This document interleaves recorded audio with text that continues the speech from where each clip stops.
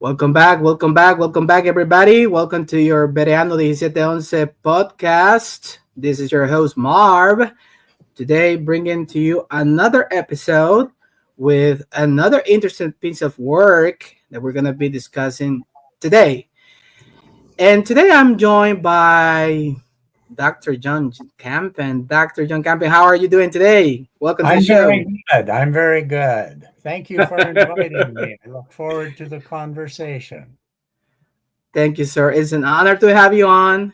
Again, thank you for accepting our invitation. We are set to have a pretty good treat here with this interview. Guys, as you can see on the thumbnail of this episode, we're going to be discussing Dr. Campen's. Can we say this is your most recent book, Dr. Campen? Yes. Yeah, that's the Thank you. most recent volume. Yes. Yeah. And it's published by none other than Yale, Yale Library of Reference, which is, I mean, Dr. Kampen, can we say that's a prestigious publishing house? Yes. uh, Yes. Yes. It's an yeah, important. It's an important John J. Collins, he was the editor. I know because he told me that he already retired. Now Candida Mouse is taking over, which is awesome. New blood, okay. But John J. Collins did a great job. He also was in the show, and he's returning on September to do some stuff here. But today we're gonna be talking about good. this book, Matthew within Jewish sectarianism. That's an interesting book title. What should we expect from that book, Dr. Kempen? The title's slightly different. Matthew within sectarian Judaism. Yeah, yeah, Okay. yeah. Yeah, and I was reading some abstract from the book, and basically they say this is a volume that is a great contribution to better understand Jewish in late antiquity and Christian origins. Do you agree with that? Yes. Yes. This book was an attempt to read Matthew within Jewish history. So frequently, we read our New Testament books within the context of the development of Christian origins. And the Jewish aspect of that is seen as peripheral or auxiliary to that Okay. major historical quest. And in this case, I was attempting to read it rather from the standpoint of how would Matthew read if we simply said this is a composition written within Jewish history of the first century CE. How would it then read? And so from that standpoint, it's trying to come to it from a different angle. And of course, my own work has been as much or more in both Dead Sea Scrolls and Jewish history of the Hasmonean period as it has been in New Testament. So it seemed like a natural project for me to take on. It strikes me that this is an important venture if we want to, and I've been long associated with the Enoch Seminar and even before the Enoch Seminar, within this scholarly trend that for shorthand purposes we've called within Judaism, the New Testament within Okay. Judaism. Mm-hmm. And so if we want to take that title seriously, then we need to take Jewish history seriously. Oh yeah, definitely. Yeah. When we're reading these New Testament texts. So that was a major reason for engaging in this particular project in this particular way. Gotcha. Thank you for that. Can you add a bit of a like? I mean, I can. I'm gonna show the first question here to you, Dr. Kampen, just to follow the course of this conversation. So basically, you're already responding to my first question. In what ways does your book contribute to the academic discussion on the development of Judaism in late antiquity and the origins of Christianity? Can you elaborate a bit of more on that? Yes, we, in general, this shows the manner in which one particular trajectory within the body of Jews who identified themselves as followers of Jesus developed a certain trend within Judaism of that time period, namely within the broader apocalyptic trends Okay. within Judaism. And in my argument, of course, not only within the general apocalyptic trends, but also within a very particular development within those apocalyptic trends, namely the development of sectarian Judaism. Mm. Maybe I should also put into perspective what existed before this. Probably the most important work in my evaluation done on Matthew and Judaism prior to this time is W.D. Davies' Oh yeah. The Jewish Setting of the Sermon on the Mount. Yes. And he, in 1964, had articulated for the Sermon on the Mount, and possibly extending that to the rest of Matthew, that Matthew was written as a Christian response to Jamnia. Now, what do we mean by Jamnia? At that time, Jamnia was viewed as this particular location to which Yochanan ben Zakkai went out of Jerusalem at the time of the first revolt, and was given a piece of land by Vespasian to found a school.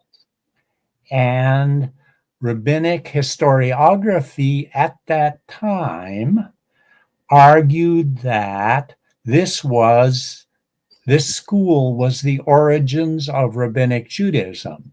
And so Davies argued that Matthew was a response to that development.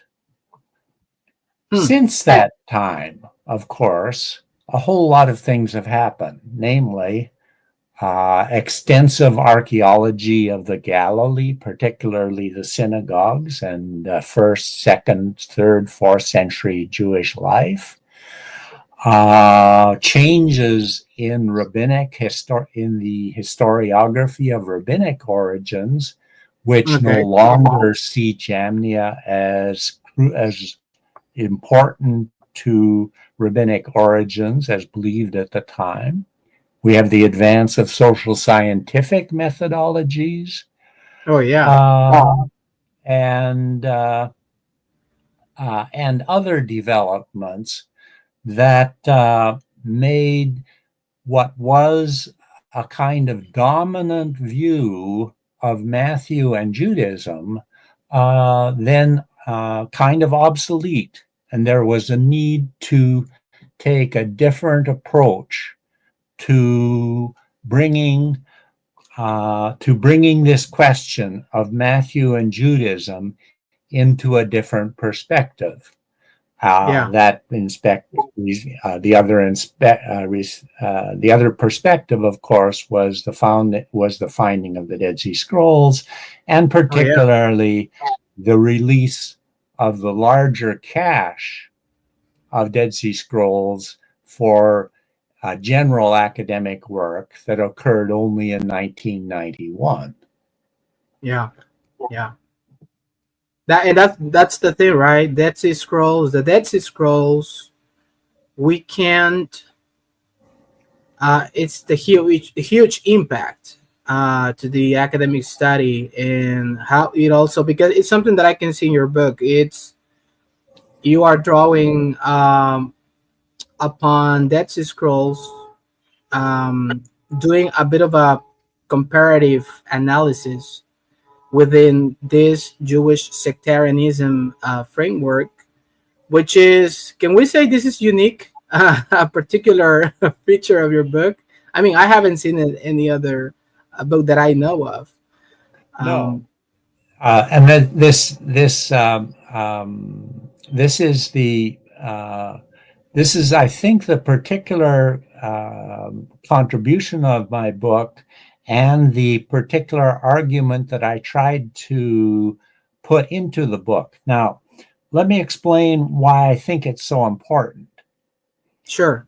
As I said, this within Judaism perspective has been developing for a long time, but we scholars have tended to approach this subject in a very general kind of way, to say, well, this resembles Judaism somewhere, Mm, mm, and have been reluctant in their arguments with regard to New Testament books and the various and Judaism. They document general similarities, but don't recognize fully the diversity of Judaism that existed yeah. at the first century, Yeah. and Yeah. then ask the subsequent question, well, where within Judaism does this particular book fit? Hmm. Now, uh, scholars 50 years from now may prove me wrong. Maybe I picked the wrong place, but I think the question is really important. It's not simply which New Testament book relates to Judaism. It's question about where within Judaism does this particular New Testament composition have a locus? Where does it fit? What Jews was this particular writer in conversation with? Mm, hmm. And Yeah. and and so that's what I was trying to do in this particular book, was to say that my reading of Matthew suggests a very specific way and a very specific group that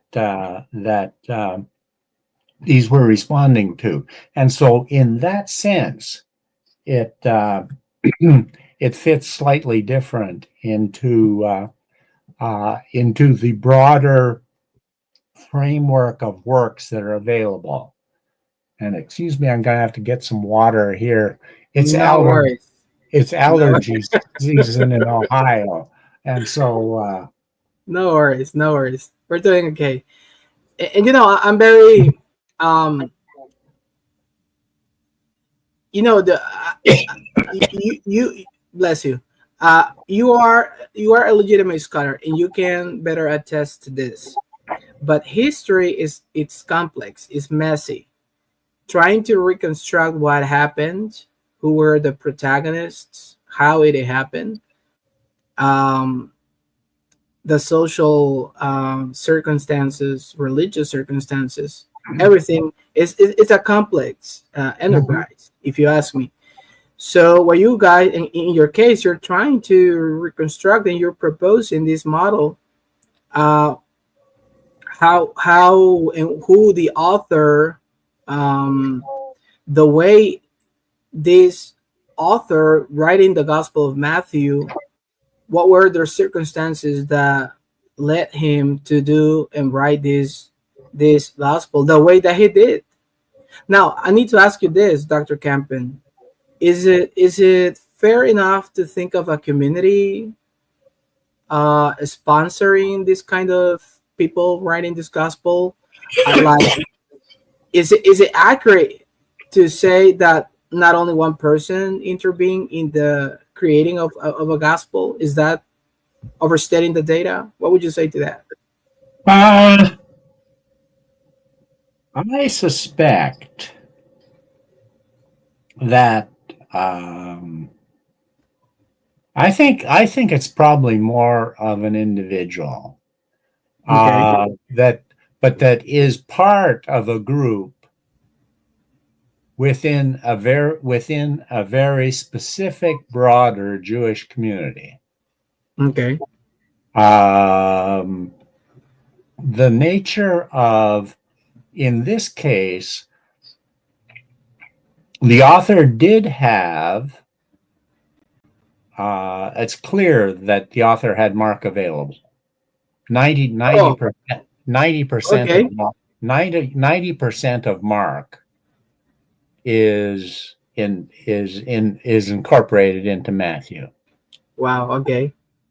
And so Mark is available, but I would say that Mark is, and this is another reason that the Judaism question is important. Okay. Mark is available, but Matthew is not responding to Mark. Hmm. Mark, the author, whether he or she, is using Mark as a resource to respond to a particular Jewish community in which this group of Jesus followers is located. Okay. And Okay. so this is the other important thing about the within Judaism perspective, is that Sure. this removes the dialogue between the New Testament writers, such as the dialogue between the Gospels, Luke, Matthew, Mark. They're not necessarily responding to one another. Yeah. They're Yeah. they're rather responding to the specific kinds of locales and concerns that they're writing to. Oh, yeah. I agree. Similarly, with regard to, of course, the writings of Paul precede this, and frequently Matthew has been argued that it's some response to Paul. That's from my perspective, that's not helpful. Okay. It's rather the distinctive features of these Sure. books should rather be identified upon the basis of the Jewish community that writer or that group that produced these compositions were a part of, rather than being seen as a kind of either competition or dialogue between between the various New Testament writers. Yeah. To be honest with you, that makes more, for me at least, that makes much more sense. Thank you. Yeah. Thank you. All Yeah. right.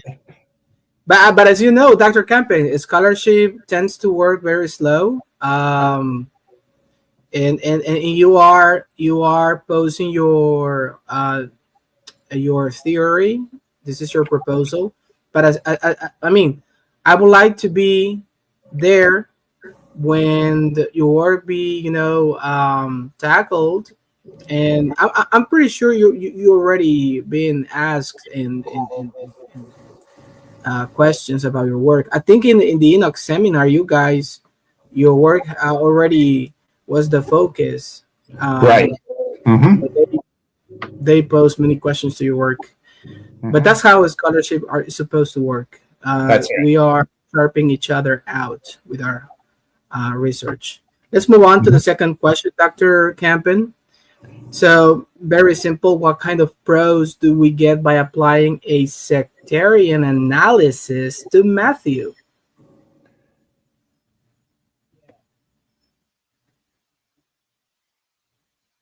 I think that we get a very particular understanding of what this group of followers of Jesus was trying to articulate, and perhaps even trying to attract followers to their group, as I assume that other Jewish leaders.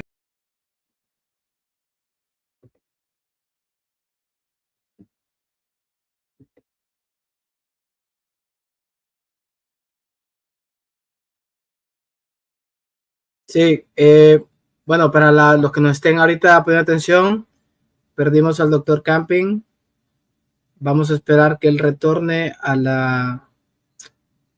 que su conexión retorne. Aitor, sí, él, por lo que podemos ver, él no es de la opinión de que, como tú dices, que Marco fue escrito a una audiencia gentil. Aquí está, yo creo que ya regresó. Se cayó. No, Aitor, tranquilo, no te preocupes. Gracias por la sugerencia. Yo creo que esa es la razón. Ustedes me tienen que decir a mí si hay algo que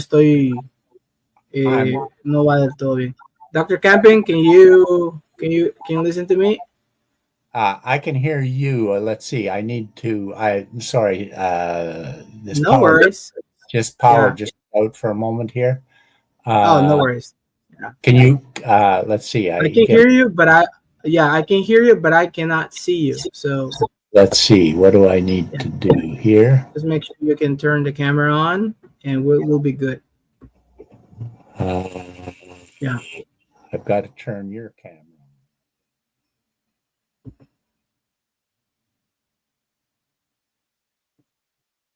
Okay, so we're waiting on Dr. Campens just to recover the connection with the camera, and then we'll continue with the interview. Thank you for being here, you guys. Gracias a todos por estar aquí, ¿verdad? Estamos esperando que el Dr. Campen pueda retornar. Está reactivando su cámara. Una vez lo tenga lista, vamos a continuar con la entrevista. I just let my Spanish audience know what's going on, Dr. Campen, so we're good. Okay, I'm sorry.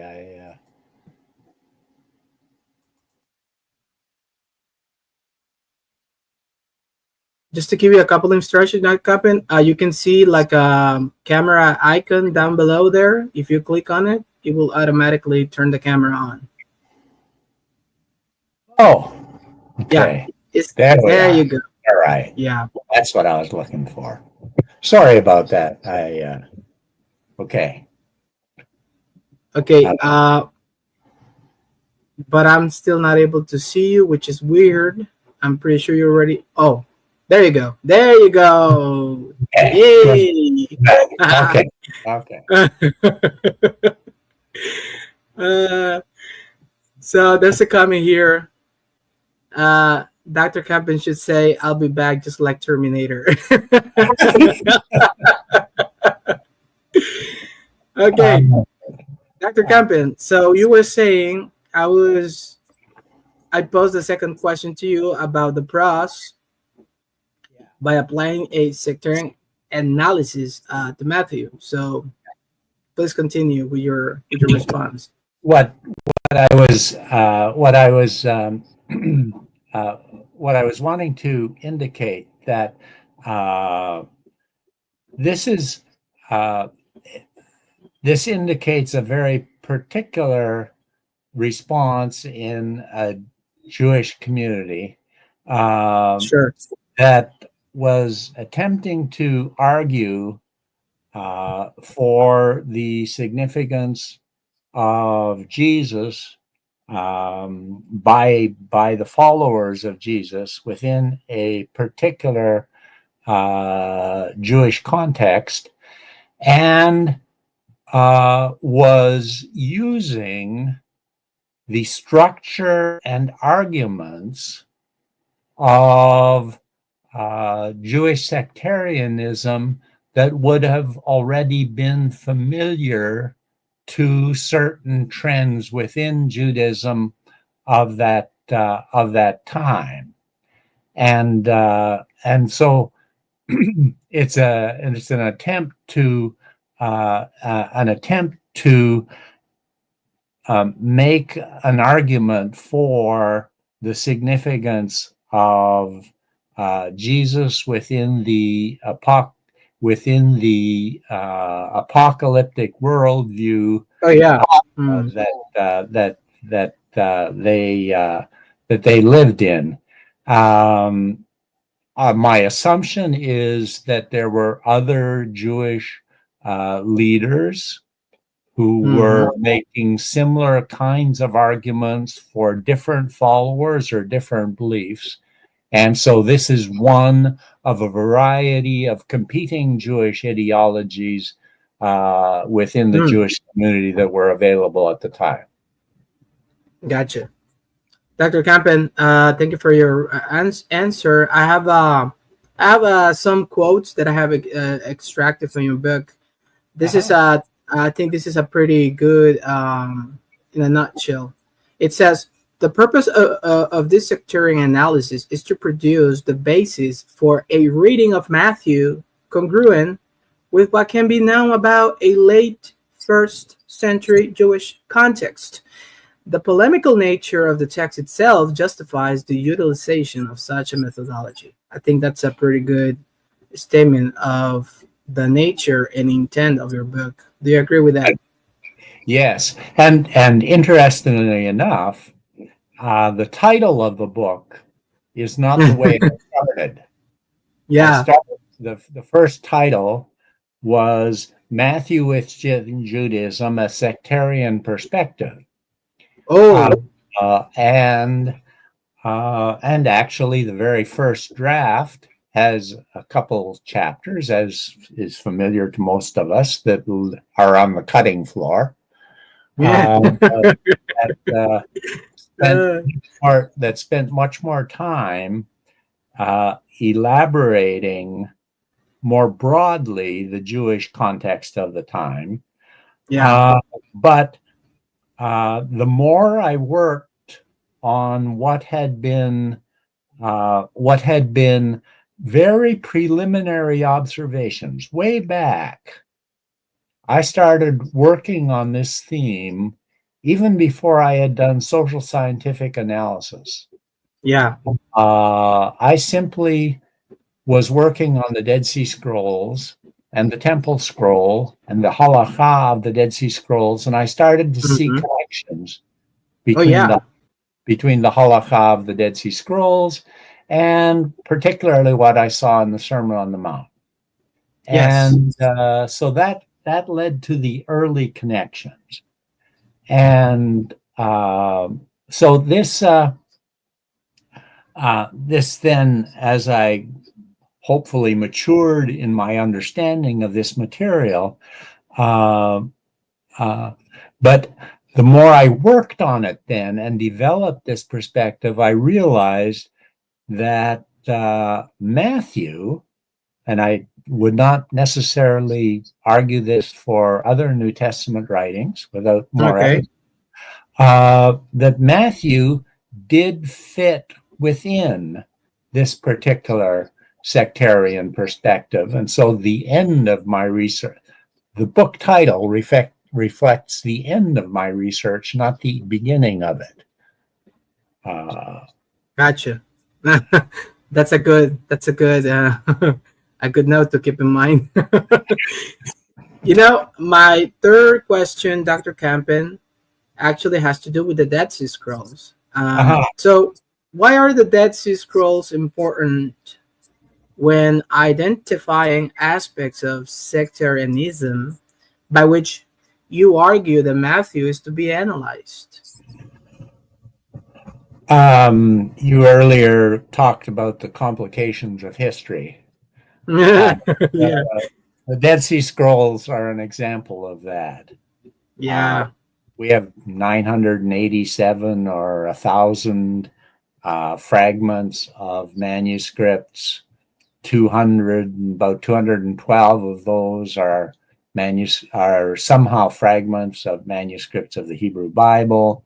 Another 50 to 75 are from books we know from the Apocrypha and Pseudepigrapha in Ethiopic and other translations.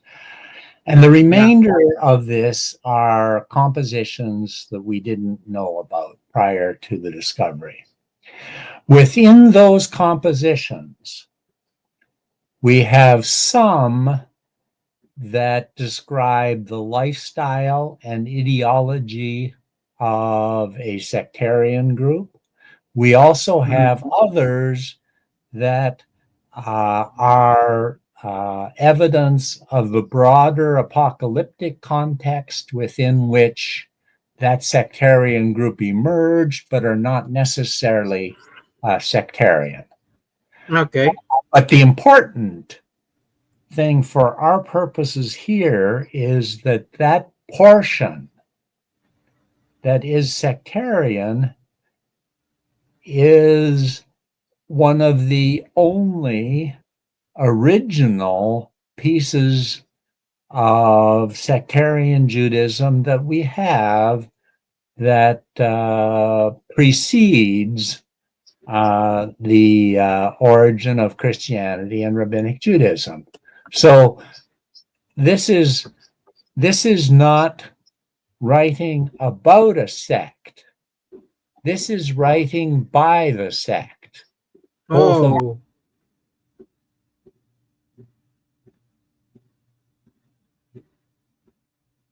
Parece que lo perdimos de nuevo al doctor Kampen. Así que vamos a esperar que regrese. Creo que está experimentando bajones. Sí. ¿Se escucha ahorita? Creo que está experimentando bajones de energía, entonces por eso se desconectó. Vamos a esperar que regrese. Ya lo vamos a tener de regreso. ¿Se escucha ahorita, Aitor? Confirmame, por favor. Se escucha, ¿verdad?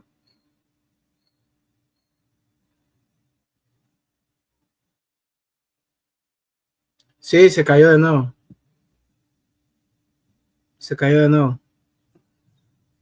Espero que no vaya a ser para siempre, porque no, la verdad que quiero hacer el comentario. Este libro básicamente lo describen como una contribución para poder entender el judaísmo en la antigüedad tardía, pero también para entender el Evangelio de Mateo, y a su vez entender los orígenes cristianos, cómo posiblemente fue que se dio la hechura del Evangelio de Mateo. Entonces eso es lo que le está explicando. Dr. Kampen, I'm sorry. you're back. I don't know what happened. No worries. Please continue. Yeah, what I was explaining is that this is not writing about a sect. It's not written after the life. This is the ideology, the beliefs, the practices that emerge from within a Jewish group of that particular time period. And that's what makes it so unique and so important, for historical evaluation and purposes. Yeah. Thank you for that. I was explaining in Spanish to my audience that basically that's why is this book important in a great contribution to this discussion, to better understand how the gospel came to be in the social, philosophical, and religious circumstances. So they need to go and get their copy, their own copy. Please. Yeah. Okay, let's continue, Dr. Kampen. Once again, thank you for being here. So, question number 4. In chapter 2, you tackle Matthew within Jewish sectarianism. Could you tell us the takeaways of this section of your book, paying special attention to the definition of sectarianism and where it can be used as such after 70 CE? The this is this has been a complicated question also. Okay. The the development of Jewish sectarianism began particularly in the 1980s and 1990s with the social scientific injection into biblical studies. But particularly the New Testament texts were a problem because most of our models of sectarianism assumed that they were derived from studies of the Reformation and the way that various groups originated against the Catholic Church and then against Ascendant Lutheranism and Calvinism. And so the models were inadequate because while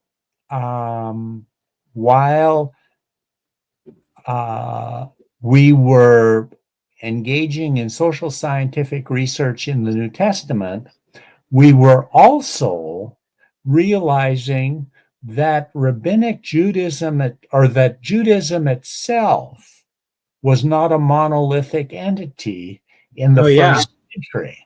And so it didn't work to posit that there was a sectarian group against some larger group that historically had been related to the rabbis and the Pharisees.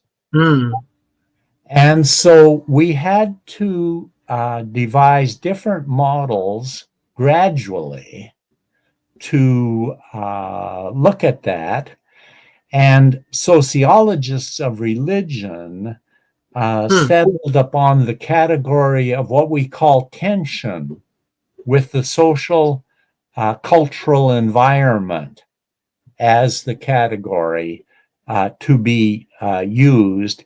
In other words, that we could look not at the larger environment, but look at the documents that these groups produced themselves to determine their sectarian characteristics.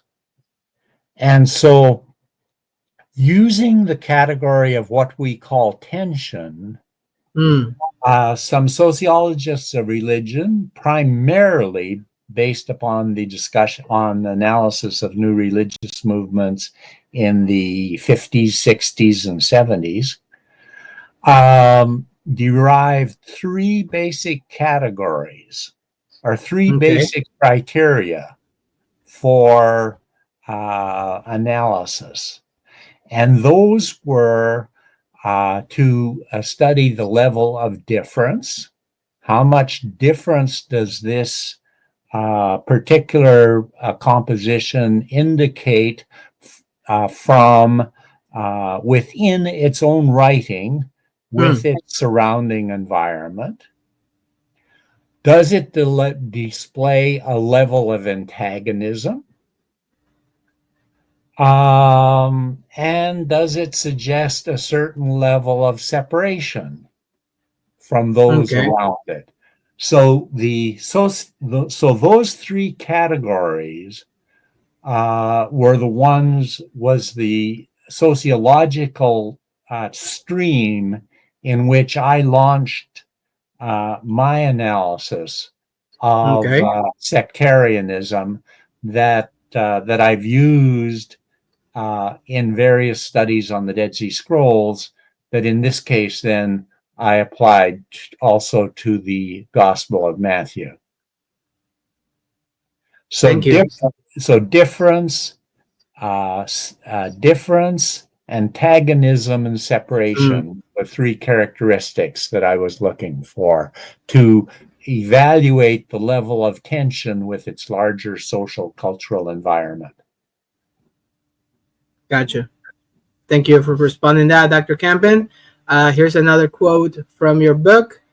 As in the case, you say, as in the case of the sectarian lifestyles reflected in the Qumran compositions, the Jewish way of life discussed in Matthew is an integral part of its polemic. In both literatures, the manner in which these sectarians distinguished themselves from other Jews is central for gaining an understanding of their identity within Second Temple Jewish life. That's a better Okay. quote than what I just explained. Yeah. Okay. Here, my friend, I thought he's saying that he already got your book in the wish list. So, All right. yeah. Wonderful. He's getting his own copy. Okay, let's move on, Dr. Kampen. We're doing good here. This is going to be, let me see, question number 5 goes like this. So, what can you tell us about, I like this one. What can you tell us about the polemic of the Sermon on the Mount? I like this one too. Yeah. Please Because, elaborate and take your time. sure. There's a few aspects to this particular question. The first Sure. aspect is the Beatitudes or the Macarisms. The Macarisms, blessed are you, Greek Makarios. Yes. Blessed are you, or happy are you. David Flusser at Hebrew University many years ago already had identified that some of the characteristics by which these the followers of Jesus are identified with in the Beatitudes are also the names that are given to self-describe some of the Qumran adherents in some of, like in the Thanksgiving scrolls of Qumran. So the idea that these blessings are not, they're not general attitudes. They're not general statements of goodwill. These are identity markers. Blessed are you. Blessed are the merciful. And these were words that could be used to describe the group, a Jewish group, and had been in some cases prior to this time in Thanksgiving Scroll and other places at Qumran. So these aren't general wishes of well. These are identity markers, identifying what's the nature of the identity of this group body, this Jewish body of the followers of Jesus. Okay. So that's what we find in the Beatitudes, and we then find in the Dead Sea Scrolls actually one beatitude text. Oh, really? I'll read you from my commentary on those particular texts. Please, by all means. Yeah. I'll read you a little bit of this. Okay. Blessed is he who seeks her, that would be wisdom or Torah, with a pure heart. He does not slander with his tongue. Blessed are those who hold fast to her statutes. They do not hold fast to the ways of injustice. Blessed are those who rejoice in her. They do not spout forth the ways of folly. Blessed are those who rejoice in her. Hmm. Uh, and Sounds so, familiar. yeah. And so we actually have a beatitude text similar to the Beatitudes. Now, furthermore, in this text, if I go on and read the next line, Please do. Yeah. blessed is the man who has obtained wisdom. He walks in the law of the Most High and prepares his heart for her ways. He conducts herself according to her discipline, and in her corrections he delights daily. He does not leave her unheeded during the afflictions of his distress. In the times of hardship, he does not abandon her. He does not forget her in the days of dread and the infliction of the soul. He does not abhor her. Okay. Now this is, if you go to the last beatitude in the in Matthew, You want me to put the passage on the screen for you? you could Let me put it right here. I see think it's Matthew 18, right? Matthew 5:10-11. 5, 10 to 11. Okay. See, blessed are those who are persecuted for the sake of righteousness, for theirs the kingdom of heaven. Blessed are you when people revile you and persecute you and utter all kinds of evil against you on my account. See, what I read in the Beatitudes text talked about the difficulties and overcoming the objections and the difficulties associated here with following either Torah or wisdom. And that's the last beatitude in the Qumran text. Here, the last beatitude is rather the difficulties and persecutions that will come if you follow Jesus. And so the structure of the two Beatitudes texts is remarkably similar, except that when you get to the last big Beatitude, it's Jesus rather than Torah that appears in that. So that's the kind of polemic that is set up in this. Now, that then leads to the antitheses. You have heard it said, but I say to you. Now, those of people that are familiar with rabbinic literature know that that would never appear in a rabbinic text. You have heard it said, but the next line would rather say, but elsewhere it says such and such. Yeah. Polemically here, Jesus is given the authority not to cite a different text, but rather to speak as text. Gotcha. So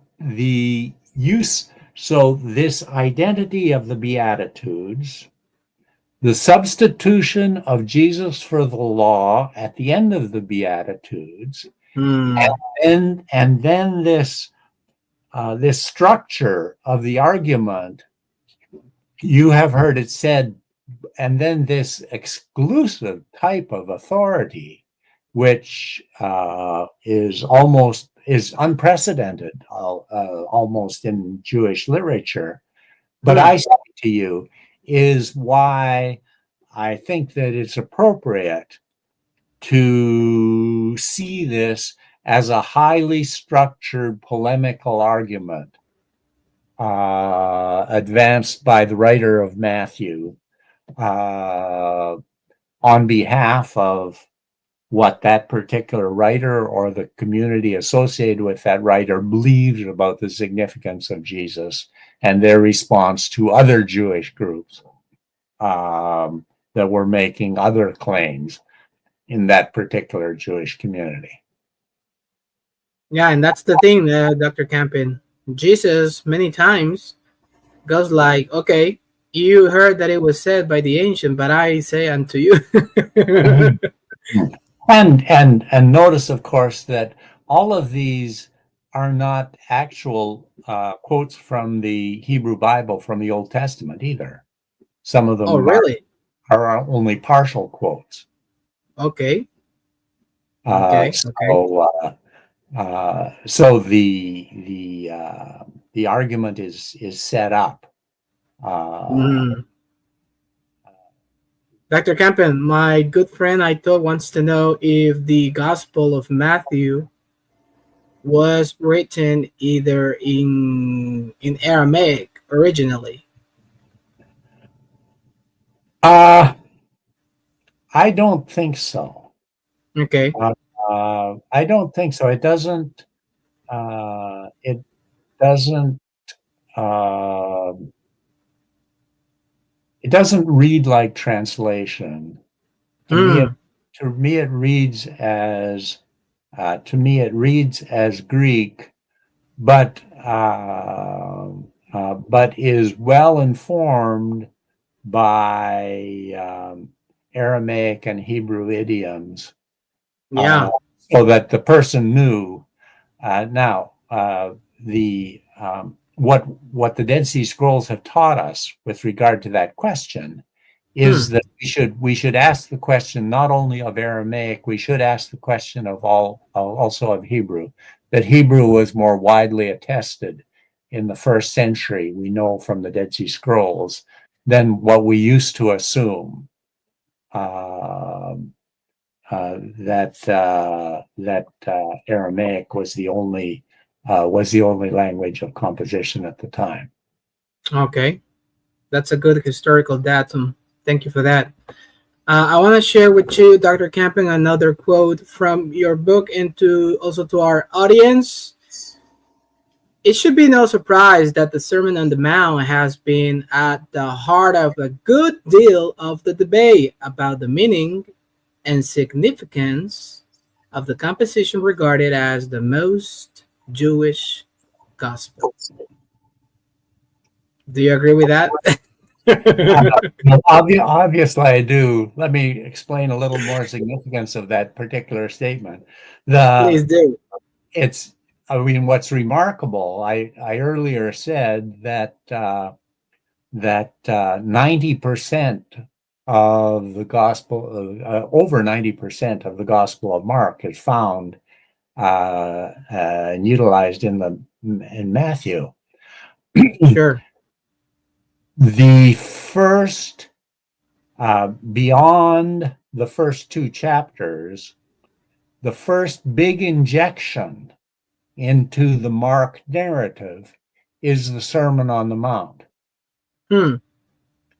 And so the writer of Matthew, in terms of the composition of the gospel, clearly set up the Sermon on the Mount at the beginning of the narrative of Jesus that the writer had available or that understood, and put the Sermon on the Mount at the beginning to make a statement about what the writer thought was really important. Okay. That the reader and hearer of this narrative of Jesus should understand about what Jesus taught. And so it sets up the framework for what the reader should understand, the reader or hearer should understand about what the writer thought was important to understand about what Jesus taught. Okay. All right. Let's move on. We're almost there, Dr. Kampen. let's move on to this question number 6 right here. So, Dr. Kampen, what exactly do you mean by sectarian wisdom, and in what ways contribute to the whole of the argument? Please also provide some examples that show some parallels with Qumran texts. Okay. The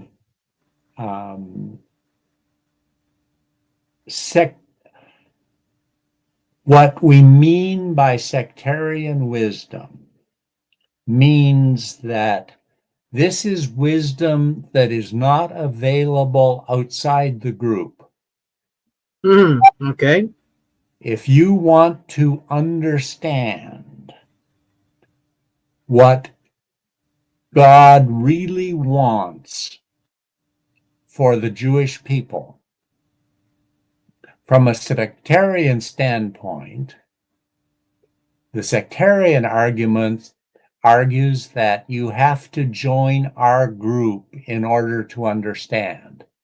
And so the language of mystery, those who have ears to hear, let them hear.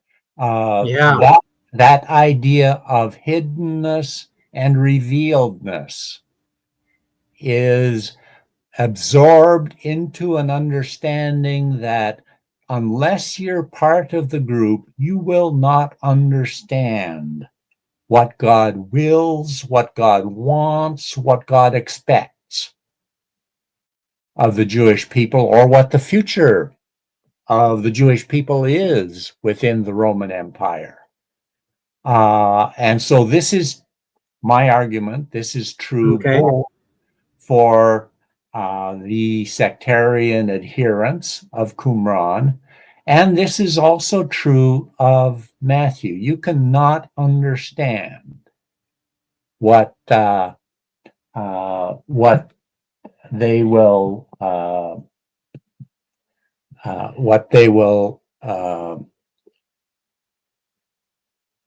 what God wills and what God wants for the Jewish people without understanding this. And so this is what we call the other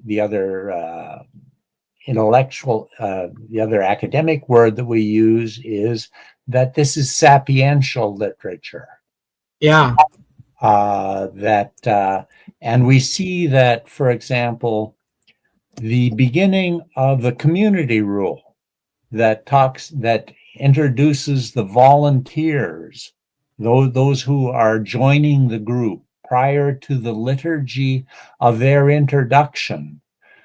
The introduction to that particular document is based upon the model of the infinitives at the beginning of the book of Proverbs. In other words, it's introduced as sapiential literature, and then you come in, and then we have a few columns further in, we have the treatise of the two spirits, the understanding of the spirit, of the action of the spirits, and of truth and falsehood. And again, you're not going to understand that unless you're a member of the group, and how these two spirits interact, and how they impinge on humanity, how they impinge on human history, and the ultimate. So this is how my understanding of how this works. And so, and in the Damascus document, we have similar introductions. Hear now, all who want to understand, is the language of the introduction to the introductory lines of the Damascus document, the other major rules text from Qumran. Now, it's that background that I would say then permits us to understand the end of Matthew chapter 11. where chapter 11, verses 26, 25 to 27, 28, Jesus said, I thank you, Father, Lord of heaven and earth, because you have hidden these things from the wise and the intelligent and revealed them to infants. Infants, of course, we know elsewhere are the members of the group of followers of Jesus in Matthew.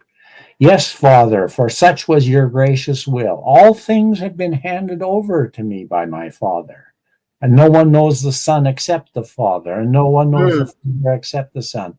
Come to me, all you who are weary and are carry heavy burdens. This is straight wisdom literature from like Ben Sira. I will give you rest. Take my yoke upon you.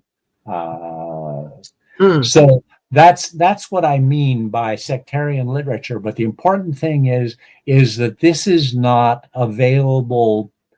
This is not available simply by reading, by intellectual appropriation. You have to be a member of the group in order to have access and gain this type of knowledge. Okay.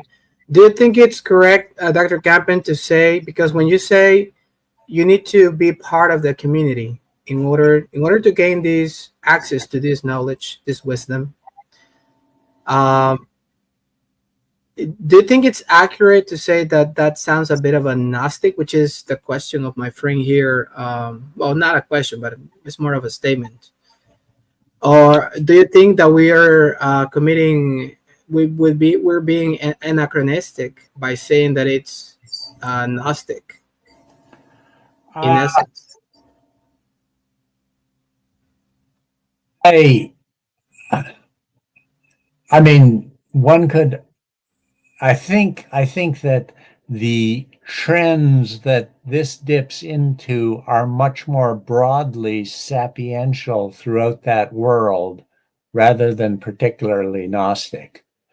The distinction, of course, between Gnostic and, I would argue, both Matthew and what we know about Jewish sectarianism in the Dead Sea Scrolls is that this way of life is also related to part of what you have to understand is the particular halakha, the particular halachic teachings that are associated with this, distinguishes it from Gnosticism. We have no particular distinction with any kind of body soul distinction. So this is related to living a very particular mandated Jewish life that is portrayed as being within God's will. That distinguishes it and makes this knowledge available. Thank you. Okay, on the screen, everybody, this is another book from Dr. Kampen, Wisdom Literature. This is in the series Ehrman's Commentaries on the Dead Sea Scrolls. So please go ahead. I recommend this book as well because it has to do with wisdom literature, and he go deeper, dissecting, this kind of literature found in the Dead Sea Scrolls. So let's move on. I have another. Sorry, you were about to say something. No, we can go on. Thank you. I want to share with you another quote from your book, Dr. Kampen. We're trying to get the nuggets from it. Thank you for working on that. No, my pleasure. So this has to do with the Beatitudes, which you already talked about. So you say, the Beatitudes are the opening expression within the sermon of the sectarian identity Comparisons with the vocabulary of the sectarian identity in the scrolls from Qumran suggest the presence of related traditions in the Matthean community. Okay, let's move on here. Let's move on to the question number 7. Dr. Kampen, I think, yes. In chapter 5, you address, among other things, issues of communal structuring organization, being most apparent in Matthew 18, verses 15 through 20, as well as reproof, synagogue, and the literary context of Matthew 18. Can you spell out key comments on each of these sections? Sure. Be happy to. Within the Qumran scrolls, now we also have a certain type of this in later rabbinic literature also. But within the scrolls, we have a similar kind of well known for many of us of if your brother or sister sins against you, and the communal process of discipline and attempts to recover the erring member. And this process, we don't have time to go into it in detail, but for the most part, there's a remarkable similarity in this process to some of the communal processes in the community rule and the Damascus document, and some of the overlapping contexts between those two. Okay. And so it's not a surprise on 2 points. One is that this is really the only place in the New Testament where it's developed in this particular way, but that it then appears in this particular composition. And so that there were groups that exercised this kind of process is then attested prior to the Jewish process of the followers of Jesus, attested in the Gospel of Matthew. Now, what's fascinating in the Dead Sea Scrolls, and it's one of these very small texts, it's only one, we only have one sheet of it. That's always a frustrating part of studying Dead Sea Scrolls. We only have one sheet, but we actually have a record of some of the reproofs that were issued by the overseer within this process. A unique text that none of us ever expected to find, but is, for those of you that want to actually look it up, it's 4Q477 in the Dead Sea Scrolls. Thank you. But it's a unique example of the way that this process for communal discipline and maintenance was functioning within sectarian communities at the time and prior to the Gospel of Matthew. The other, of course, fascinating piece then at the end of this section of these 5 verses in Matthew 18 is the way in which the authority is given to the community. Again, I tell you, if 2 or 3 agree on earth about any of you anything you ask, it'll be done for you by my Father in heaven. For where 2 or 3 are gathered in my name, I am there among them. That particular level of authority that is in the sectarian understanding being in Matthew described as resident in the person of Jesus, then is also within the text being transmitted to the community of the followers of Jesus. Okay.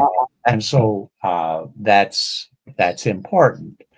This, of course, that particular authority is the same authority that is delegated to the community that we know as the ecclesia in Matthew 16, with the same kind of verses in Matthew 16 that we commonly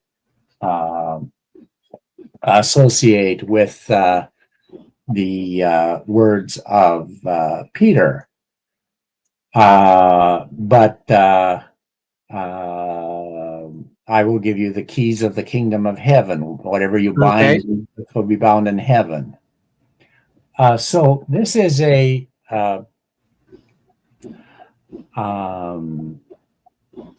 what we need to understand here on this community is that in the Hebrew Bible, in the Old Testament, the ecclesia and the synagogue are difficult to differentiate. These are two words for the assembly or the community that are not clearly differentiated in the Hebrew Bible. And so there's not here we attribute too much to the word ecclesia related to Christianity and the synagogue related to Judaism, not recognizing that these are two words used and adapted from the Hebrew Bible that cannot be clearly differentiated with regard to their traditions.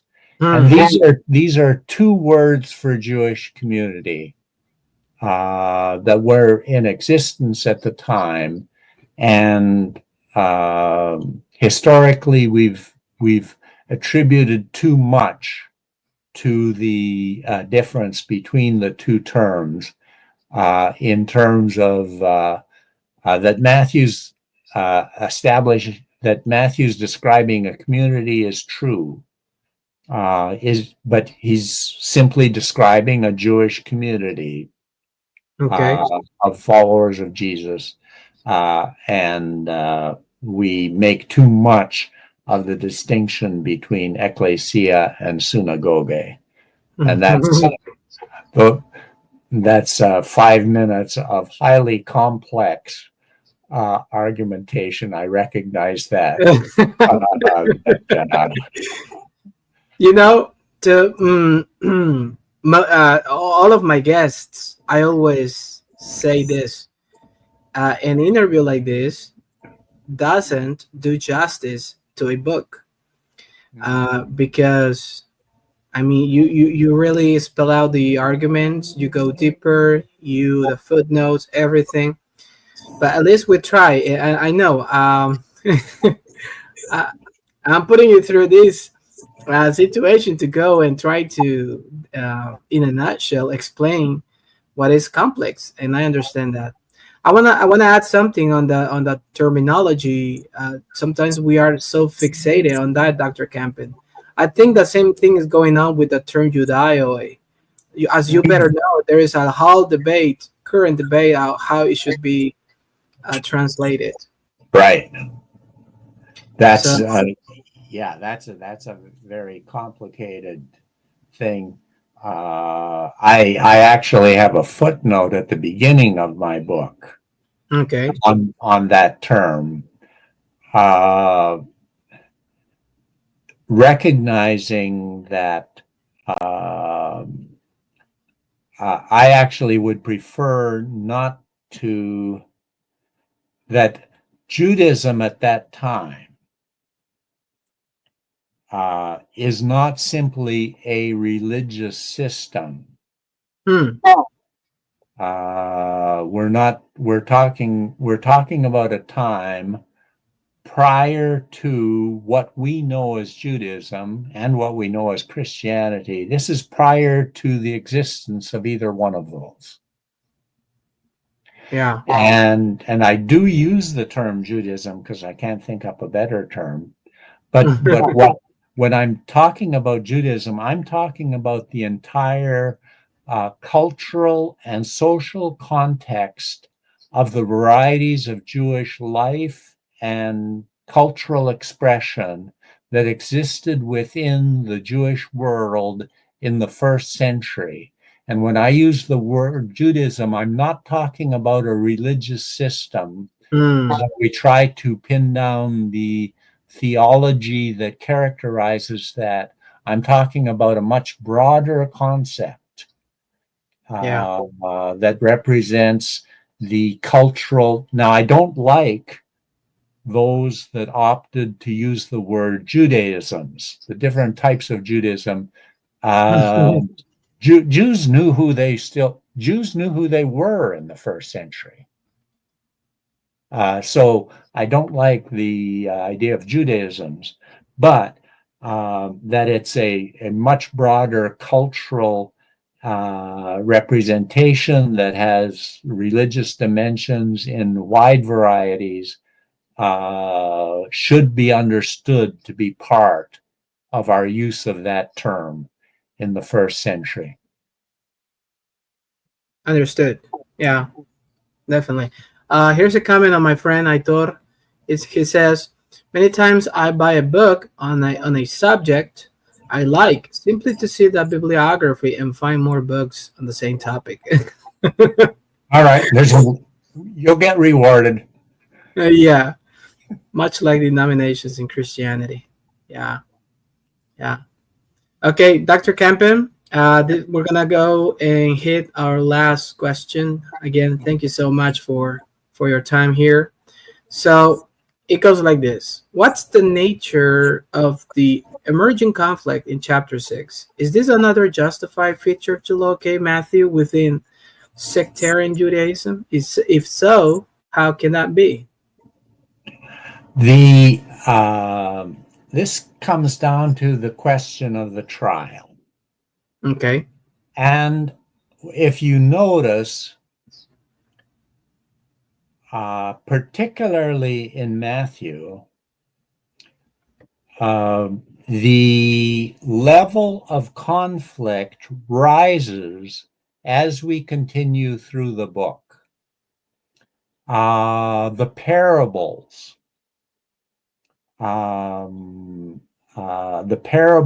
of Matthew's chapters 21 and 22, the diatribes of chapter 23. Those parables in 21 and 22 are some of the most violent parables that we have in the entire gospel tradition. Wow. And so the level of conflict has been rising throughout the work. Now, and so when we get to the trial, now the trial is well attested, and in his use of Mark, or her use of Mark, the trial is followed fairly closely in Matthew, but there are some significant exceptions. The first significant exception is when Pilate's wife comes to him and warns him about the implications of this particular man. She comes to him have nothing to do with that innocent man, for today I have suffered a great deal because of a dream about him. Nowhere else in the other Gospels is that recorded. Oh. And then we have, of course, the most well-known passage in terms of anti-Semitic history, Oh, yeah. that then appears a few verses later, where Pilate washes his hands and then says, I'm innocent of this man's blood. And then the people as a whole answered, his blood be on us and on our children. The most notorious verse probably in Christian history in terms of its interpretation and what it's meant for Jewish life. And again, this is unique in Matthew. This does not add to the sectarian identity has been clearly established. This is now explaining the consequences of that sectarian identity. And one of the features about sectarians is that the cultural system that they are both a part of and that they are opposed to is their primary concern. In Matthew, in this case, usually the Pharisees, but then when we get to the trial, it's also the high priests and the elders. But you'll notice that the Pharisees also continue into the trial in ways that they don't in the other Gospels. So Matthew, as a sectarian writer, is particularly interested in pinning the blame for the death of Jesus on the Jewish leadership. Okay. And that's a sectarian argument. Okay. When you they're not the sectarian isn't going to worry about the Romans or the Greeks that as much as the leadership of the community that this sectarian considers themselves to be a part of and speaking to. And so the particular shape of the trial and the particular hostility and antagonism evident in the trial is the outcome of how a sectarian understands the evil things that are occurring within their own Jewish community and puts a particular twist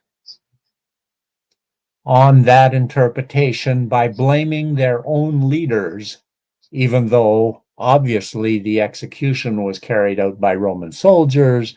We know that Jews wouldn't have even had the right to capital punishment at the time. All of those things historically we know. But Matthew, writing within the sectarian context, is interested in blaming the leadership of their Jewish community for this particular death, and consequently for the death of their leader.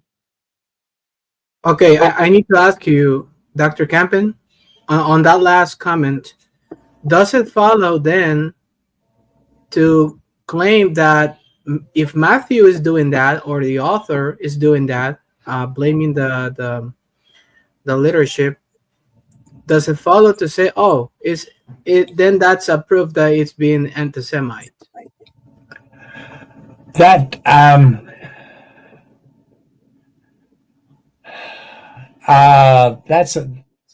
I've actually written a separate article on that. Okay. You need to refer me to that article to read it, to read through it. Yeah.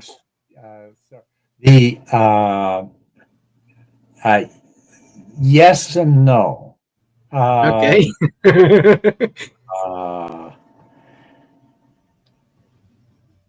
but at some levels, I'm inclined to say yes, but obviously, it's an argument within the Jewish community. Okay.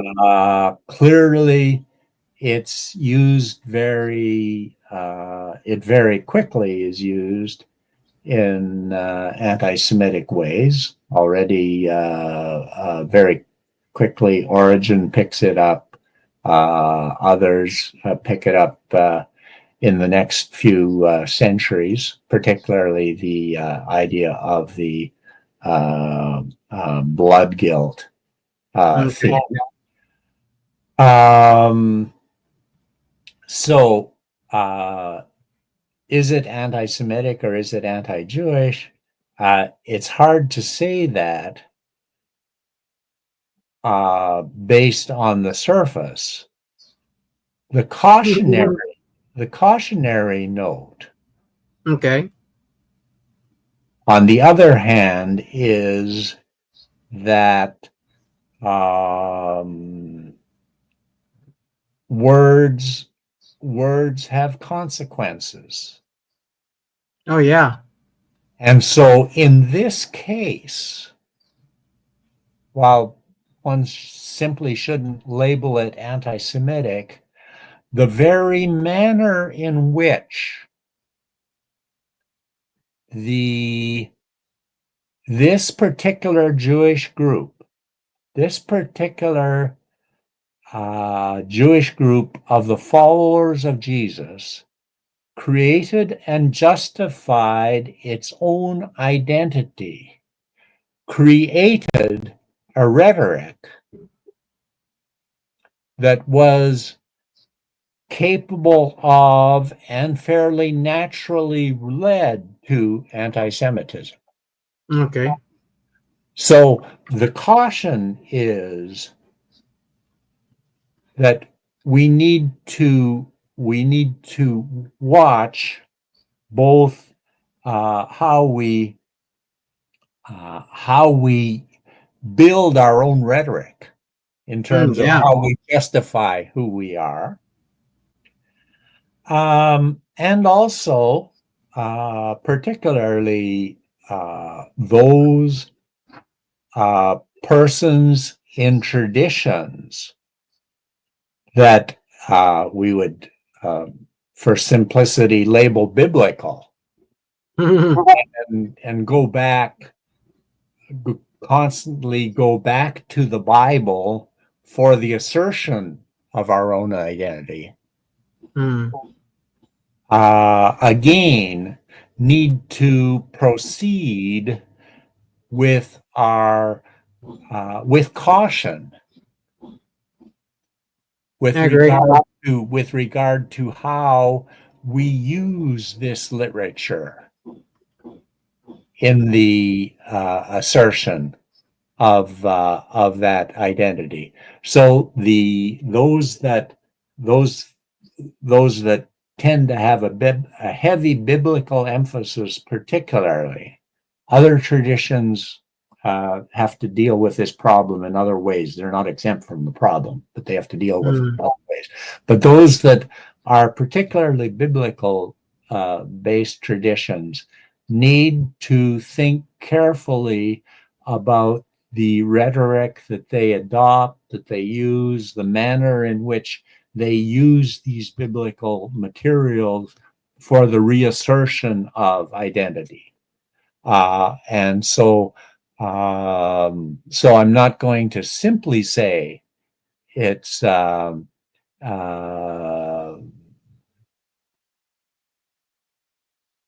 anti-Semitic, but I'm going to also quickly say that simple adoption of it without critical thought impels in that direction. Okay. Thank you for your answer, Dr. Kampen. Here's a comment. on this very question from our friend. I thought he says usually yes and no. Usually yes and no answers is like opening multiple cans of worms. That may be the most true statement that's been said all afternoon. That's why I like the audience to be interacting with our guest, just to enrich the dynamic of the conversation. So, Dr. Kampen, that's all the questions that I got for you. This has been awesome. I have fun. I hope you do too. Really enjoyed the experience, and I mean, appreciate the opportunity to talk about the book with others. Appreciate the opportunity. Thank you very much, and hopefully it'll spur further work and further thought. Oh yeah, which is why we do what we do. exactly. Before I let you go, I need to ask you: do you have something in the pipeline that we need to be aware of?